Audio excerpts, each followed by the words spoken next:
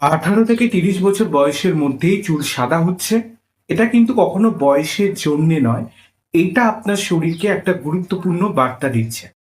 দেখুন, অল্প বয়সে চুল সাদা হয়ে যাওয়া, আমরা বেসিক্যালি এটা ধরে নিই যে এটা একটা কোনো জেনেটিক্স প্রবলেম। অর্থাৎ আপনার বাড়িতে কারোর এই সমস্যা ছিল, যেটা জেনেটিক্যালি আপনি এই সমস্যাটা পেয়েছেন। কিন্তু সব ক্ষেত্রে যে এটা প্রযোজ্য হয় এটা একদমই নয়। অল্প বয়সে চুল সাদা হয়ে যেতে পারে, তার মেইন কারণ হচ্ছে আপনার শরীরে ভিটামিন বি 12 এর ডেফিসিয়েন্সি অর্থাৎ ঘাটতি রয়েছে, আয়রন বা কপারের ঘাটতি রয়েছে, কিংবা থাইরয়েডের মতন কিন্তু বড় কোনো সমস্যাও থাকতে পারে।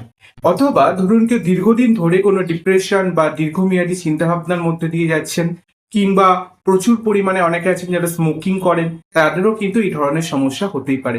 সুতরাং আপনি ব্লাড টেস্টের মাধ্যমে দেখুন আপনার শরীরে ভিটামিন বি 12, আয়রন, কপার, থাইরয়েডের মতন কোনো সমস্যা বা ডেফিসিয়েন্সি আছে কিনা। কারণ আমাদের চুল সাদা হয়ে যায়, তার মেইন কারণ হচ্ছে আমাদের চুলের মেলানিন কমে যায়। আর আমাদের শরীরের মেলানোসাইট কোষ যখন ধীরে ধীরে তার কার্যক্ষমতা হারিয়ে ফেলে, তখন কিন্তু অল্প বয়সেই চুল সাদা হয়ে যায়। সুতরাং পরীক্ষাগুলোর মাধ্যমে আসল কারণটা জেনে চুলের স্বাস্থ্যের যত্ন নিন।